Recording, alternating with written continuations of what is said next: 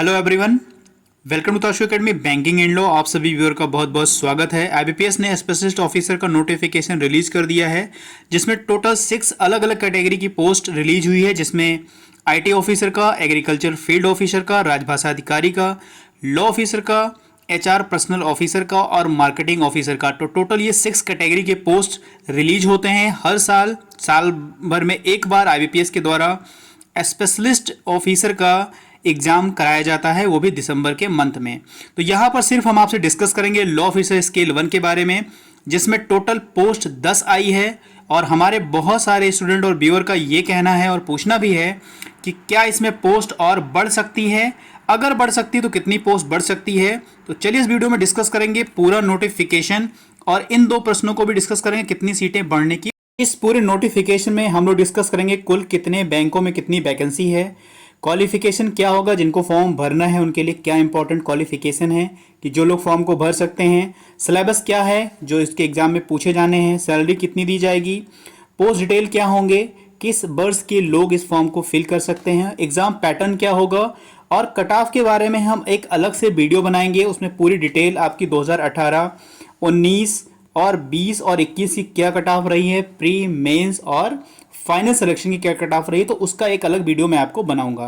तो चलिए वीडियो को शुरू करते हैं। और वीडियो शुरू करने से पहले आपको चैनल को सब्सक्राइब जरूर कर लीजिएगा, वीडियो को लाइक कर दीजिएगा, अपने दोस्तों के साथ शेयर कर दीजिएगा। हम लोग आ गए नोटिफिकेशन पेज पर। यहाँ पर आप देख लीजिए आईबीपीएस लिखा हुआ है, institute of banking personal selection. IBPS के द्वारा ये एग्जाम कंडक्ट कराया जाता है। हर दिसंबर के मंथ में इसका एग्ज़ाम होता है, जिसकी डेट पहले से रिलीज कर दी जाती है मंथ ऑफ जनवरी में। जनवरी के मंथ में इनकी डेट रिलीज कर दी जाती है, टेंटेटिव डेट होती है कि कब एग्ज़ाम कंडक्ट कराया जाएगा।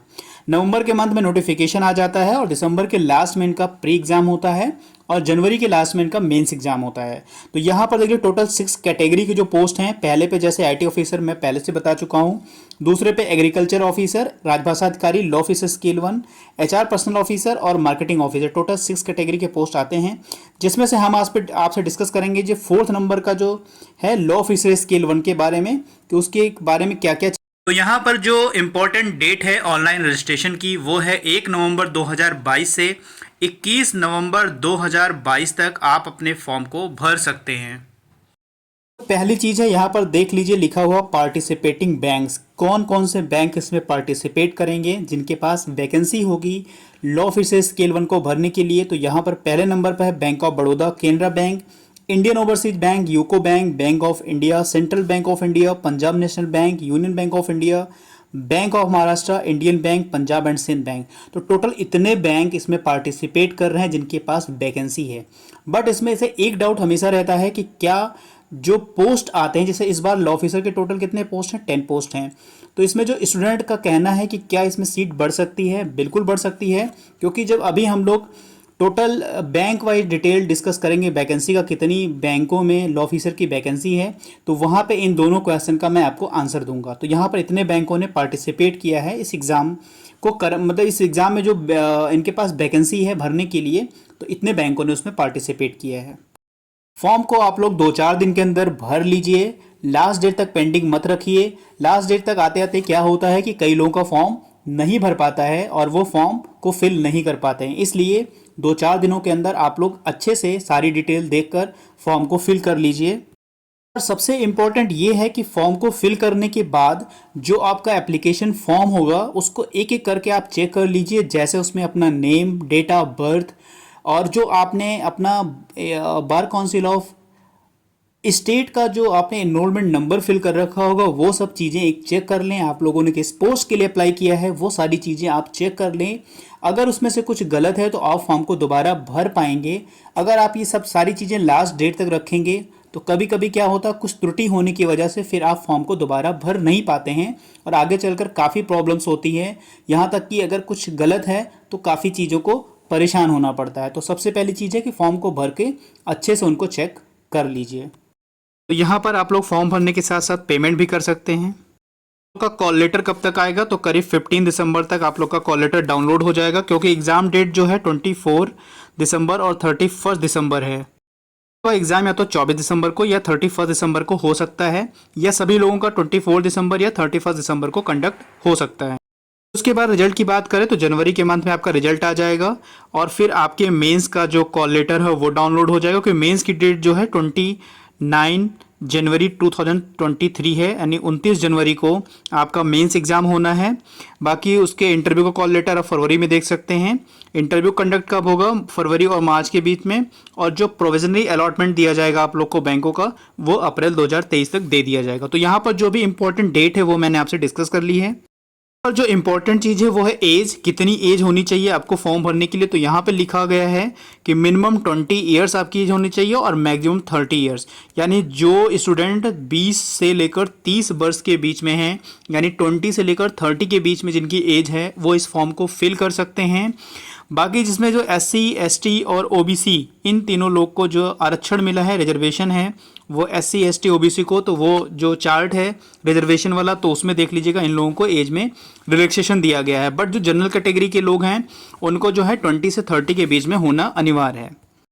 हाँ, अगर किसी और कैटेगरी के स्टूडेंट इस वीडियो को देख रहे हैं तो वो अपनी क्वालिफिकेशन जरूर पढ़ लेंगे। जैसे यहाँ पे IT ऑफिसर स्केल 1 का क्वालिफिकेशन है। बाकी सबकी एज जो है मिनिमम 20 और मैक्सिमम 30 होगी। बस उनकी एजुकेशन क्वालिफिकेशन का में थोड़ा बहुत अंतर होगा। तो मैं यहाँ पे सिर्फ लॉ ऑफिसर स्केल 1 के बारे में डिस्कस करूँगा। अगर किसी स्टूडेंट को जानना है IT ऑफिसर या किसी भी पोस्ट कैटेगरी के बारे में तो वो मुझे कमेंट कर सकते हैं। बाकी अगर आपकी कोई क्वेरी हो या कुछ भी पूछना हो तो आप कमेंट में करके मुझसे पूछ सकते हैं। आप देखिए एग्रीकल्चर फील्ड ऑफिसर का जो स्टूडेंट है इसको देख लें, राजभाषा अधिकारी का देख लें, HR पर्सनल का देख लें और मार्केटिंग का देख लें। यहाँ पर जो लॉ ऑफिसर स्केल 1 का 4th नंबर पोस्ट है, 4 नंबर पे जो इस पोस्ट है, यहाँ पे मिनिमम एज मैंने आपसे डिस्कस पहले कर ली है। 20 ईयर्स मिनिमम एज होनी चाहिए और मैक्सिमम 30 होनी चाहिए। सिर्फ और सिर्फ आपके पास आप बैचलर डिग्री इन लॉ यानी LLB होना चाहिए, चाहे वो 3 ईयर हो या 5 ईयर हो, दोनों लोग इसको फॉर्म को भर सकते हैं। और इसके साथ ही साथ आप जो है अपने स्टेट बार काउंसिल में एनरोल्ड होने चाहिए। इतनी क्वालिफिकेशन एसेंशियल है। आपके पास 3 या 5 ईयर की लॉ की डिग्री होनी चाहिए और जो आपका स्टेट बार काउंसिल है उसमें आपका रजिस्ट्रेशन होना चाहिए, यानी आपके पास एनरोलमेंट नंबर होना अनिवार्य है। तो ये हो गई आपकी एजुकेशन क्वालिफिकेशन। अगर ये चीज़ें आपके पास अवेलेबल हैं तो आप इस फॉर्म को ज़रूर भरिए। एक इंपॉर्टेंट डेट और लिखी गई है 21 नवंबर 2022, यानी इस डेट तक आपके पास जो भी डिग्री डिप्लोमा है वो सब कुछ इस डेट से पहले पहले आपका कंप्लीट होना चाहिए। इस डेट के बाद अगर आपके पास कोई डिग्री डिप्लोमा आती है तो वो कंप्लीट नहीं मानी जाएगी, इसलिए यहाँ पर डेट जो है मेंशन कर दिया गया है। एक इंपॉर्टेंट नोटिस और दी गई है, लिखा है candidate can apply for only 1 post, multiple applications will be समरली rejected. यानी यहाँ पर अगर आप एक से ज़्यादा पोस्ट के लिए अप्लाई करते हैं तो वहाँ पे आपका फॉर्म रिजेक्ट कर दिया जाएगा, इसीलिए आप सिर्फ एक पोस्ट के लिए इसमें अप्लाई करिए। यहाँ पर जो एज रिलैक्सेशन की बात की गई, यानी जो रिजर्वेशन है, जो रिजर्व कैटेगरी का जो है, तो यहाँ पर SC ST के लिए 5 ईयर्स है, OBC के लिए 3 ईयर्स है। और जो कैंडिडेट है अपनी जो एज रिलैक्सेशन है वो देख सकते हैं। यहाँ पर सिर्फ मैं आपसे इंपॉर्टेंट डिस्कस करूंगा, बाकी नोटिफिकेशन आप एक बार जरूर पढ़िएगा जिससे आपको भी चीज़ें पता चलेंगी कि क्या क्या चीज़ें आपके लिए इंपॉर्टेंट हैं। यहाँ पर जो EWS कैटेगरी के लोग हैं, यहाँ पर उनका जो EWS सर्टिफिकेट बनना है उनके लिए क्या क्या चीज़ें इंपॉर्टेंट है, तो यहाँ पर सब कुछ दे दिया गया है, तो ये भी आप चीज़ें पढ़ लीजिएगा। यहाँ पर जो इंपॉर्टेंट है, यहाँ पर प्री का सिलेबस दिया हुआ है कि प्री में आपके क्या पूछे जाएंगे। तो यहाँ पर देख लीजिए जो ये वाला सिलेबस है लॉ ऑफिसर और राजभाषा अधिकारी का, जिसमें क्या पूछा जाना है, इंग्लिश लैंग्वेज का एक पेपर होगा, रीजनिंग का एक पेपर होगा और जनरल अवेयरनेस का एक पेपर होगा जो special reference to banking industry, यानी इसमें जो GA के क्वेश्चन पूछे जाएंगे उसमें से कुछ क्वेश्चन जो होंगे बैंकिंग इंडस्ट्री से रिलेटेड होंगे। यहाँ पे जो नंबर ऑफ क्वेश्चन है सब में 50-50-50 यानी टोटल 150 का टोटल क्वेश्चन होगा और इसके मार्क्स जो होंगे इंग्लिश का 25 होगा, यानी इंग्लिश के एक क्वेश्चन जो होते हैं वो 0.5 मार्क्स के होते हैं। ठीक है, तो यहाँ पे इसलिए 50 क्वेश्चन 25 नंबर का हो जाएगा। बाकी रीजनिंग का जो होगा 50 क्वेश्चन 50 मार्क्स के, जनरल अवेयरनेस का जो होगा 50 क्वेश्चन 50 मार्क्स के, टोटल जो होंगे 125 मार्क्स के होंगे और टोटल क्वेश्चन कितना होगा 150 होगा। यहाँ पे जो लैंग्वेज है इंग्लिश और हिंदी में दोनों पेपर, रीजनिंग और जनरल अवेयरनेस देखने को मिलेगा और इंग्लिश लैंग्वेज का जो पेपर है वो केवल आपको इंग्लिश में देखने को मिलेगा। यहाँ पे सबसे अच्छी चीज़ जो है जो टाइम ड्यूरेशन की बात है, तो हर एक इस सब्जेक्ट के लिए एक अलग अलग टाइम दे दिया गया है, यानी तीनों सब्जेक्ट के लिए आपका 40-40 मिनट दे दिया गया है। यहाँ पर टाइम कैसे चलेगा, सबसे पहले इंग्लिश खुलेगा, इंग्लिश का आप ऑप्ट करने के बाद जैसे ही 40 मिनट कंप्लीट होगा फिर आपका रीजनिंग का सेक्शन खुल जाएगा। जैसे रीजनिंग का 40 मिनट कंप्लीट होगा ऑटोमेटिक फिर वो जनरल अवेयरनेस का सेक्शन खुल जाएगा और 40 मिनट के बाद अपने आप पेपर सबमिट हो जाएगा। यहाँ पर आपको कुछ भी करना नहीं होगा। सिलेबस है प्री का जो काफ़ी इंपॉर्टेंट है, आप लोग एक बार देख लीजिए। इसमें कुछ भी अगर आपको पूछना है तो आप कमेंट में करके पूछ सकते हैं। बाकी IT officer, agriculture field officer और मार्केटिंग ऑफिसर, इन सब का सिलेबस ये होता है। तो आप लोग अगर देख रहे हैं वीडियो तो यहाँ पर अपना सिलेबस देख सकते हैं। एक वीडियो में टोटल पूरा कट ऑफ के ऊपर, सिलेबस प्री मेंस के ऊपर, ठीक है, और क्या कट ऑफ रहा है प्री मेंस इंटरव्यू तक का पूरा फाइनल कट ऑफ का एक वीडियो मैं आपको डिस्कस करके पूरा का पूरा बताऊंगा, जिससे आपको हेल्प मिलेगी। कितनी कट ऑफ गई थी 2018, 19, 20, 21 में, उस हिसाब से थोड़ा सा आपको अनुमान लगेगा कि हमें कितना टारगेट स्कोर रखना चाहिए, अपना कितना बेस्ट देना चाहिए। पर साथ ही साथ जो मेंस एग्जाम का सिलेबस है वो भी दे दिया गया है, यानी आपकी जो रिलेटेड फील्ड है, यानी जो लॉ ऑफिसर है तो लॉ से जो जुड़ा हुआ सब्जेक्ट है आपका, टोटल प्रोफेशनल नॉलेज के टोटल 60 क्वेश्चन होंगे, 60 नंबर के, इंग्लिश और हिंदी दोनों लैंग्वेज में पूछे जाएंगे और जो इनका टाइम ड्यूरेशन होगा 45 मिनट का होगा। तो मेंस एग्जाम जो आपका कंडक्ट होना है वो 29 जनवरी को कंडक्ट होना है। तो यहाँ पर आपने अपने मेंस एग्जाम का भी सिलेबस देख लिया है। बाकी जो राजभाषा अधिकारी हैं उनका प्रोफेशनल नॉलेज का एक ऑब्जेक्टिव पेपर होगा, एक डिस्क्रिप्टिव पेपर होगा। इंटरव्यू जो होगा आपका टोटल 100 मार्क्स का होगा, ठीक है, जिसमें आपको मिनिमम 40% मार्क्स लाना है अंडर रिजर्व कैटेगरी और ईडब्ल्यूएस के लिए, यानी जो जनरल कैटेगरी के लोग हैं वो, और जो अनरिजर्व कैटेगरी के उनको लोग 40% मार्क्स लाने ही लाने हैं, उससे कम मार्क्स नहीं लाना है। बाकी जो SC ST OBC हैं उनके लिए 35% मार्क्स लाना जरूरी है, इससे कम मार्क्स अगर लाते हैं तो आप फेल हो जाएंगे। इतना मार्क्स आपको रिजर्व रखना होगा अपने इंटरव्यू के लिए। पर एक लिखा हुआ है हाउ टू अप्लाई, अगर किसी को भी अप्लाई करने में फॉर्म में कोई प्रॉब्लम आती है तो आप मुझसे पूछ सकते हैं कि फॉर्म में क्या भरना है क्या नहीं भरना है। अगर आपको लगता है कि आप फॉर्म को फिल नहीं कर सकते हैं तो आप कमेंट करिएगा, आपको पूरा फॉर्म भरकर एक वीडियो प्रोवाइड किया जाएगा जिससे आप समझ सकते हैं कि इस फॉर्म को कैसे भरा जाएगा और कहाँ पे क्या क्या चीज़ें इंपॉर्टेंट फिल करनी है। तो अगर आपको लगता है कि आपको फॉर्म भरने में कोई प्रॉब्लम हो रही है तो प्लीज़ मुझे कमेंट करिएगा, आपको एक वीडियो पूरा फॉर्म भरने का प्रोवाइड करेंगे हम। जो एप्लीकेशन फ़ीस रखी गई है, ठीक है, वो सभी के लिए, जैसे SC ST को छोड़ दीजिए, SC ST का 175 रुपीज़ है और OBC UR और EWS का जो है वो है 850 रुपीज़, ठीक है, 850 रुपये। इसके बाद इसमें GST लगेगा, तो जो भी होगा वो GST के बाद आपको, आप जब फॉर्म भरोगे तो वहाँ शो हो जाएगा। तो फॉर ऑल अदर्स कैटेगरी के लिए 850 रुपीज़ और SC ST PW कैंडिडेट के लिए 175 रुपीज़ होगा। तो अब सबसे इम्पोर्टेंट डिस्कशन का टॉपिक है वो है पोस्ट का। टोटल पोस्ट कितने हैं? तो टोटल पोस्ट 10 है, जो आपको थंबनेल पे मैंने पहले बता दिया था। कितनी बैंक इसमें पार्टिसिपेट कर रहे हैं ये भी मैंने आपको बता दिया था। टोटल 11 बैंक इसमें पार्टिसिपेट कर रही हैं। टोटल पोस्ट जो है इसमें टोटल 10 है और इसमें सिर्फ एक बैंक ने अपनी सारी वैकेंसी रिपोर्ट की है जितना उनके पास वैकेंट होगी। वो बैंक है बैंक ऑफ बड़ौदा ने टोटल 10 वैकेंसी को जो है नोटिफाई किया है कि मेरे पास इतनी सीट वैकेंट है। कैटेगरी वाइज जैसे SC का 1 पोस्ट है, ST के 0 हैं, OBC के 2 पोस्ट हैं, EWS का 1 है और जनरल कैटेगरी के 6 पोस्ट हैं। टोटल 10 पोस्ट रिलीज किया गया है इस बार, जो सबसे कम पोस्ट है अब तक की। तो एक सबसे इम्पॉर्टेंट प्रश्न ये है कि क्या सीटों की संख्या इंक्रीज हो सकती है?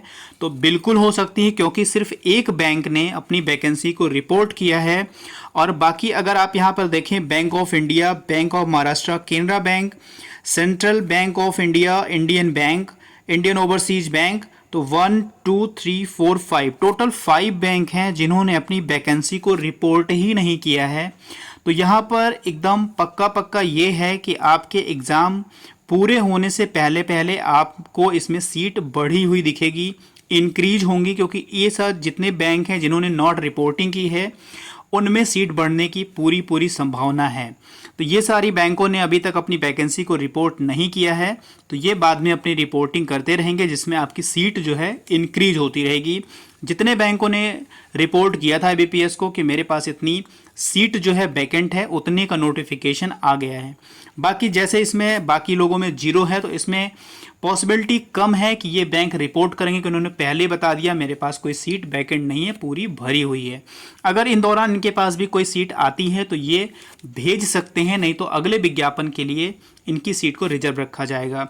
तो क्या सीट बढ़ सकती है? तो 100% सीट बढ़ेगी, आपको सीट बढ़े हुए दिखेगी। अब कितनी बढ़ सकती है? तो I think so 30 to 40 seat के बीच में आपको ये पूरा देखने को मिल सकता है। तो 30 to 40 सीट टोटल हो गई वैकेंसी किस बैंक में कितनी है। बाकी यहाँ से भी अगर कुछ आपको लगता है कि नहीं मुझे सर आपसे ये पूछना है, तो कमेंट करके आप पूछ सकते हैं।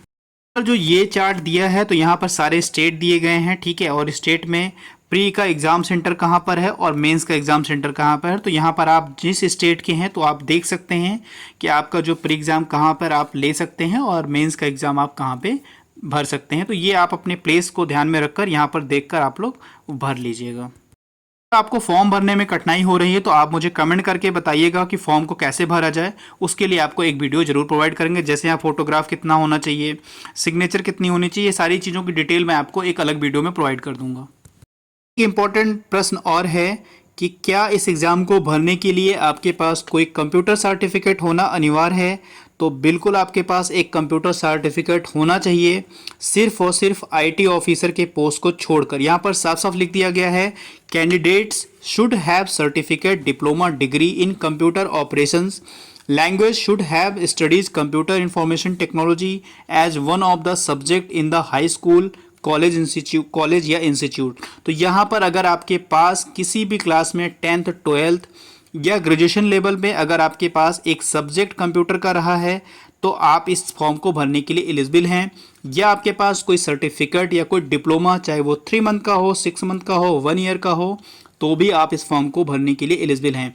अगर किसी के पास कोई कंप्यूटर डिग्री नहीं है या एज अ सब्जेक्ट उनके 10th 12th या किसी भी आपके क्वालिफिकेशन में नहीं है तो आप इस फॉर्म को नहीं भर पाएंगे। अगर आप फॉर्म भर भी देते हैं तो आप एलिजिबल इस फॉर्म के लिए नहीं है। इसीलिए अगर नहीं है तो आप फॉर्म को फिल करके एक कोई डिग्री डिप्लोमा आप 3 मंथ या 6 मंथ का बनवा लीजिए। इसमें अगर आप CCC भी पास हैं या O लेवल या A लेवल कोई भी पास है कंप्यूटर सर्टिफिकेट, तो आप इस फॉर्म को भरने के लिए एलिजिबल हैं। अगर इससे आपको कोई डाउट है या कुछ भी आपका प्रश्न बनता है कि मुझसे पूछना चाहिए, तो आप कमेंट में करके ज़रूर पूछ सकते हैं। तो इस नोटिफिकेशन में जितनी भी इंपॉर्टेंट चीज़ें थी वो मैंने आपसे डिस्कस कर ली हैं। अगर कोई चीज़ छूट गई है या रह गई है तो आप मुझे कमेंट में करके पूछ सकते हैं। आप लोग बिना डिले फॉर्म को भर लीजिएगा, लाइक शेयर सब्सक्राइब लोग कर दीजिएगा। मिलते हैं नेक्स्ट वीडियो में। God bless you to all. Thank you for watching.